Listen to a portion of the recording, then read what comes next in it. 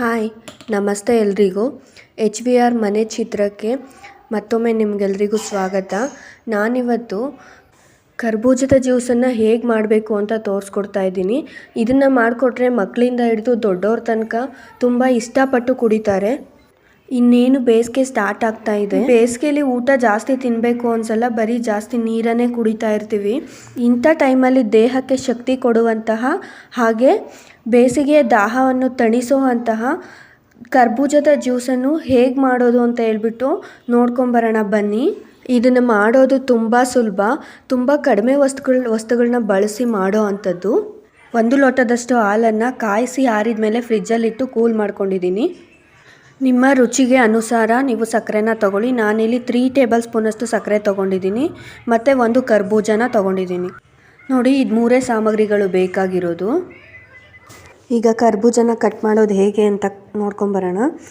ನೋಡಿ, ಈ ಥರ ಮಧ್ಯಕ್ಕೆ ಕಟ್ ಮಾಡಿಕೊಂಡು ಕರ್ಬೂಜದಲ್ಲಿ ಬೀಜಗಳಿರುತ್ತೆ, ಆ ಬೀಜನ ತಕ್ಕೋಬೇಕು.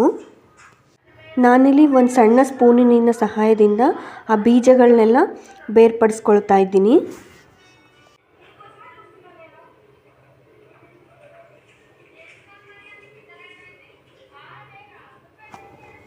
ನೋಡಿ, ಈ ರೀತಿಯಾಗಿ ಬೀಜನೆಲ್ಲ ಕ್ಲೀನಾಗಿ ತಕ್ಕೋಬೇಕು. ನಂತರ ಮತ್ತೆ ಮಧ್ಯಕ್ಕೆ ಕಟ್ ಮಾಡಿಕೊಂಡು ಚಾಕುವಿನ ಸಹಾಯದಿಂದ ಈ ಥರ ಅಡ್ಡವಾಗಿ ಮತ್ತು ಉದ್ದವಾಗಿ ಗೆರೆಗಳನ್ನ ಹಾಕ್ಕೊಂಡ್ರೆ ಆ ಸಿಪ್ಪೆ ಅಥವಾ ತಿರುಳೇನಿದೆ ಅದರಿಂದ ಹಣ್ಣನ್ನು ಬೇರ್ಪಡಿಸ್ಕೊಳ್ಳೋಕ್ಕೆ ತುಂಬ ಈಸಿ ಆಗುತ್ತೆ. ಈ ಹಣ್ಣು ತುಂಬ ಕಡಿಮೆ ಬೆಲೆಯಲ್ಲಿ ಎಲ್ಲ ಕಡೆ ಸಿಗುವಂಥ ಹಣ್ಣು. ನೋಡಿ, ನಾನೀಗ ಪೂರ್ತಿ ಹಣ್ಣನ್ನು ಈ ರೀತಿಯಾಗಿ ಸಿಪ್ಪೆನ ಮತ್ತು ಹಣ್ಣನ್ನು ಸಪ್ರೇಟ್ ಮಾಡ್ಕೊತಾ ಇದ್ದೀನಿ. ಇನ್ನೂ ಯಾರಾದರೂ ನನ್ನ ಚಾನಲ್ನ ಸಬ್ಸ್ಕ್ರೈಬ್ ಮಾಡ್ಕೊಳ್ಳದೆ ನೋಡ್ತಾ ಇದ್ದರೆ ಪ್ಲೀಸ್ ಸಬ್ಸ್ಕ್ರೈಬ್ ಮಾಡಿಕೊಂಡು ವೀಡಿಯೋಸ್ನ ನೋಡಿ.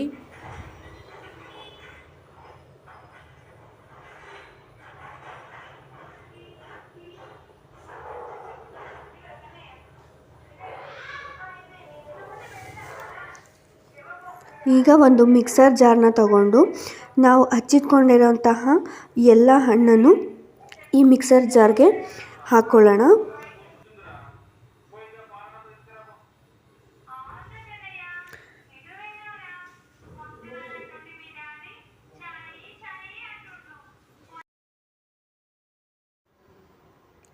ಮೊದಲಿಗೆ ಹಣ್ಣು ಮತ್ತು ಸಕ್ಕರೆ ಎರಡನ್ನೇ ಹಾಕಿ ಬ್ಲೆಂಡ್ ಮಾಡ್ಕೊಬರಬೇಕು.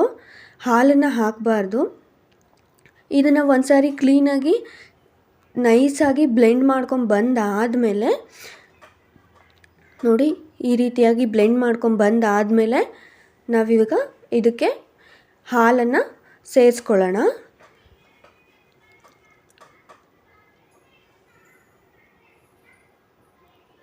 ಹಾಲನ್ನು ಸೇರಿಸಿದ್ದಾದಮೇಲೆ ಮತ್ತೆ ಇದನ್ನು ಇನ್ನೂ ಒಂದು ಸಾರಿ ಚೆನ್ನಾಗಿ ಬ್ಲೆಂಡ್ ಮಾಡೋಣ. ನೋಡಿ, ಈಗ ಕರ್ಬೂಜ ಹಣ್ಣು, ಹಾಲು, ಸಕ್ಕರೆ ಮೂರನ್ನು ಬೆರೆಸಿ ಮಾಡಿರೋಂತಹ ಈ ಜ್ಯೂಸು ದೇಹಕ್ಕೆ ತುಂಬ ತಂಪು ಮತ್ತು ತುಂಬ ರುಚಿಯಾಗಿರುತ್ತೆ. ಖಂಡಿತವಾಗ್ಲೂ ನೀವು ನಿಮ್ಮ ಮನೆಯಲ್ಲಿ ಈ ಥರದ ಜ್ಯೂಸನ್ನು ಮಾಡಿ ಸವಿಯೋದನ್ನು ಮರಿಬೇಡಿ. ವಿಡಿಯೋ ನೋಡಿದ್ದಕ್ಕಾಗಿ ಧನ್ಯವಾದಗಳು. ಮತ್ತೆ ಸಿಗೋಣ ಮುಂದಿನ ವಿಡಿಯೋದಲ್ಲಿ.